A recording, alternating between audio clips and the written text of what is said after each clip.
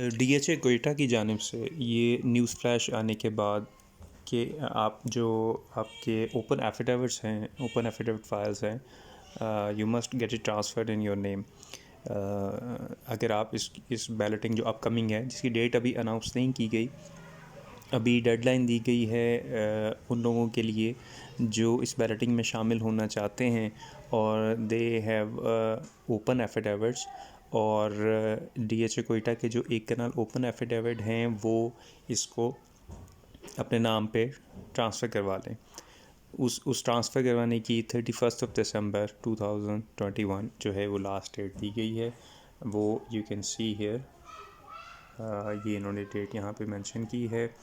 और इसके बाद लोगों की तरफ से ख़ासा क्वेश्चन सामने आ रहा है कि हम इसका तरीक़ाकार क्या है इसको अपने नाम पे ट्रांसफ़र करवाने का, और इसके एक्सपेंसेस क्या होंगे अगर हम इसको अपने नाम पे ट्रांसफ़र करवाते हैं।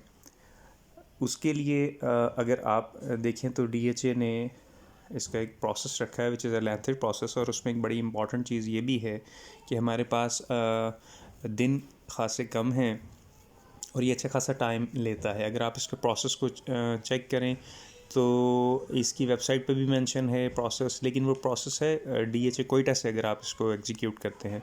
अगर आप डीएचए लाहौर के सब ऑफिस से इसको एग्जीक्यूट करते हैं तो it would take around 1.5 month और सो।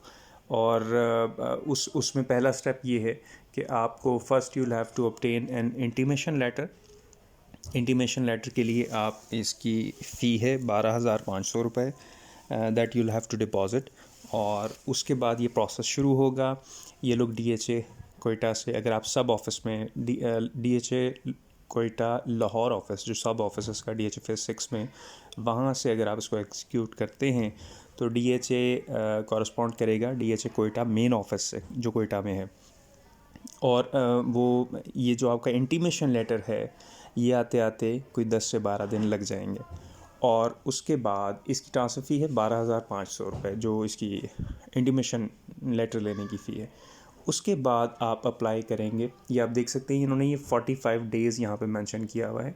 ये नोट में जो आप देख रहे हैं लिखा हुआ है, after obtaining intimation letter from land directorate the customer is then required to approach customer facilitation office or transfer and record directorate along with original intimation letter and CNAC at the earliest for processing of membership and or collection of allocation letter within 45 days।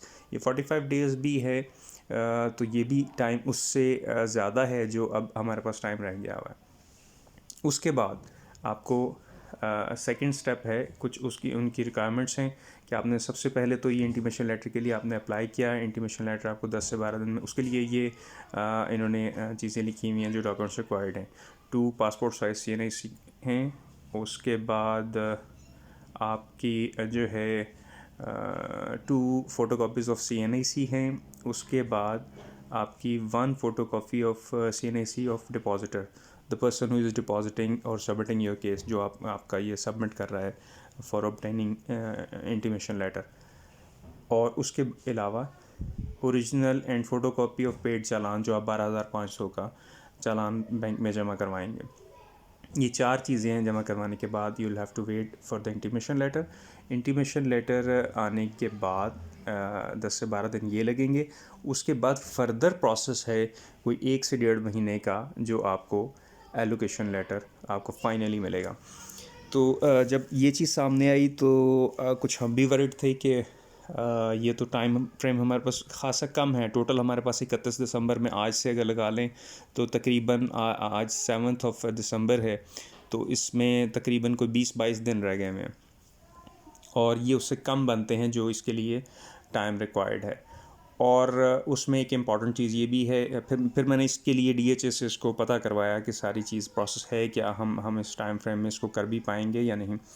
तो उस time frame में इसको करने के लिए हमें या तो इसको 1-2 दिन में ज़रूर एग्जीक्यूट कर देना चाहिए, ताकि आप 31 दिसंबर से कम पहले इंटीमेशन लेटर अगर आप ले लेंगे तो फिर आपका नाम बैलेटिंग में शामिल किया जाएगा। अगर आपका इन प्रोसेस होता है तो आपका नाम बैलेटिंग में नहीं आएगा। इस चीज़ को सामने रखते हुए ये जो मैंने फिर इस चीज़ की भी तस्दीक करवाई कि जो इन्फॉर्मेशन इसकी वेबसाइट पे अवेलेबल है उसके मुताबिक ये आप यहाँ देख सकते हैं कि इन्होंने 3 दिन लिखा हुआ है कि ये क्लॉज ए जो इसकी लिखी हुई है इसमें नॉर्मल प्रोसेसिंग जो है वो 3 वर्किंग डेज़ है। और ख़ैर ये फ़ी तो पुरानी 9,500 लिखी हुई है, अपडेट नहीं की गई। अभी जो करंट है वो 12,500 है।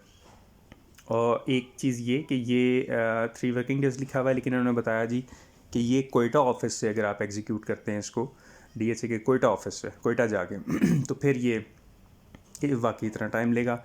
तो उसी बात ये कि अर्जेंट प्रोसेसिंग अगर आप करना चाहते हैं जो कि इसमें लिखी हुई है जिसकी 15,000 एडिशनल फ़ी है, वो आप प्रोसेसिंग करवाएं तो वो सेम डे में, वो भी तब है अगर आप कोयटा से इसको एग्जीक्यूट करवाते हैं। अगर आप लाहौर ऑफिस से करवाते हैं तो 10 to 15 days would take intimation letter to be issued. और जो है आपका एलोकेशन लेटर आते आते it would take around 1.5 month, और इससे थोड़ा ज़्यादा भी लग सकता है क्योंकि अभी तक हमारा जो एक्सपीरियंस रहा है उसमें कोयटा में डिले आते रहे हैं लेटर्स के इशूएंस में।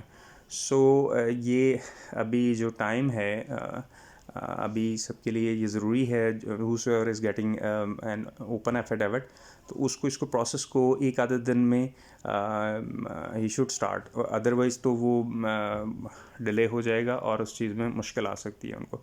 और उसके बाद अगर आप इस चीज़ को देखें तो ये क्वेश्चन बड़ा सामने आ रहा है कि अभी भी ये पहले एक चीज़ और क्लियर कर दूं आपको कि ये जो सेकंड स्टेप है टोटल इसकी कॉस्ट जो आएगी वो 1,16,500 है, जिसमें इंटीमेशन लेटर फ़ी मैंने आपको बता दिया 12,500 है। उसके बाद जब वो इंटीमेशन आपका आ जाता है तो फिर आप उसकी allocation fee which is 52,500, membership fee which is 35,000 and advance tax which is 16,500। Collectively that becomes 1,16,500 जो टोटल आपको सबमिट करवाना होगा in case you want to get an allocation letter finally. और उसमें नेक्स्ट बात जो मैं करने लगा था वो ये कि बहुत सा एक क्वेश्चन फर्दर एक ये आ रहा है कि इस प्राइस पे भी अब ये समझ में आती है इसकी एक कनाल की फ़ाइल या नहीं। तो टू वन एक्सपेक्ट यस, क्योंकि इसका अगर आप देखें अब तो पहले से ज़्यादा रिकमेंडेड इस तरह है क्योंकि फरवरी मार्च में बड़ी देर से बात की जा रही थी कि फरवरी मार्च में जो है इसकी बैलेटिंग अर्ली बर्ड की एक्सपेक्टेड है, लेकिन कोयटा ने तो एक कह लें फ्रंट फुट पे आके खेला है और they have given a chance to get in the ballot. और उन लोगों के लिए जो सिर्फ जिन्होंने नॉर्मल फाइल रखी हुई थी अभी तक, whether it is an open affidavit और एलोकेशन लेटर जो उन्होंने अपने नाम पे करवाया हुआ है या SBF। तो अभी इन्होंने वैसे बात ये की है जो मैंने आपको इसमें दिखाया, अभी ये मैं दोबारा आपको दिखाता हूँ जो इनका न्यूज़ फ्लैश है कि ओपन एफिडेविट्स जो हैं इसको आप अपने नाम पे करवा लें। और उसकी डेट दी है 31 दिसंबर। और इसका मतलब ये है कि इसके कुछ देर बाद या अब टाइम फ्रेम तो उन्होंने नहीं दिया, कुछ देर बाद DHA अनाउंस करेगा कि कब हम बैलेटिंग करने जा रहे हैं। ज़ाहिर है ये एक डेडलाइन देने का मतलब तो यही है कि जो फर्दर डेट है वो जल्द ही अनाउंस होगी। कोई बहुत ज़्यादा देर की बात होती तो फिर ये न्यूज़ फ्लैश देने की ज़रूरत नहीं थी, या कम से कम इसमें डेडलाइन देने की ज़रूरत नहीं थी कि आप 31 दिसंबर तक ही अपने नाम पे जो है एफिडेविट फ़ाइल जो है उसको करवा लें।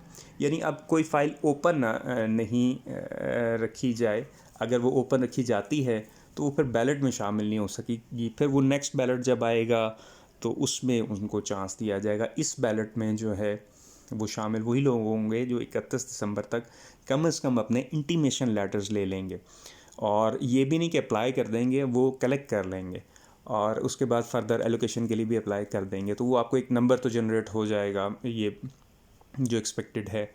और अगर आप एलोकेशन ही ले लें तो to be on the more safer side तो फिर ये तो बहुत ही अच्छा है कि अगर आप इसको जल्दी करवा के एक्सपेडाइट करवा के अगर आप if you become fortunate enough to get an allocation letter तो फिर ये तो और भी बेहतरीन है, जिसमें कोई फिर इंशाल्लाह चांस रह नहीं जाएगा कि आप बैलेटिंग में ना आ सकें।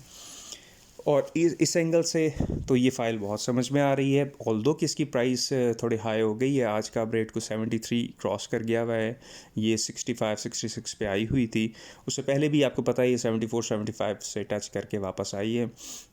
लेकिन इस मार्केट में जिसमें सारी चीज़ों के रेट्स खासे नीचे आ रहे हैं, और आपके नॉलेज में है कि जो आपका FBR के इशू चल रहा है इस वक्त के बहुत ज़्यादा रेट्स बढ़ा दिए गए हैं, वो भी कुछ सेटल डाउन होता नज़र आ रहा है। लेकिन बहरहाल उसकी वजह से मार्केट ओवरऑल तो बहुत ज़्यादा करेक्शन मोड में चल रही थी।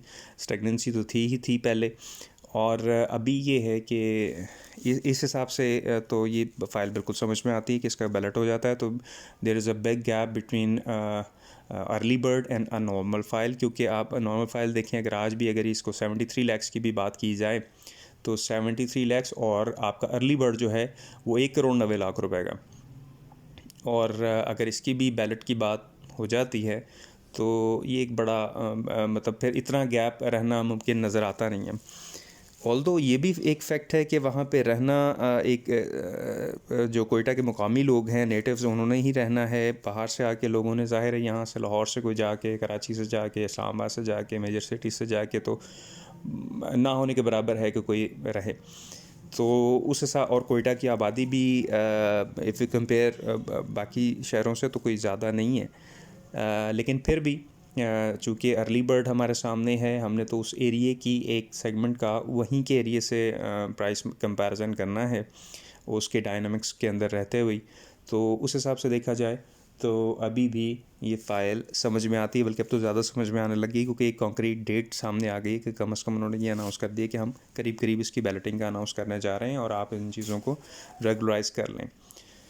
तो अब